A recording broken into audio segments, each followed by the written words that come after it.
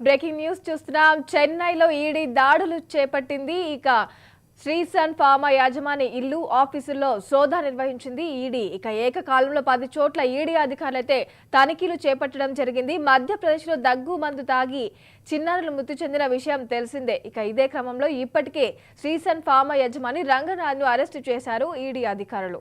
ఇక చెన్నైలో ఈడీ దాడులైతే జరుగుతున్నాయి. ఏకకాలంలో 10 చోట్ల ఈడీ అధికారులు తనిఖీలు చేపట్టారు.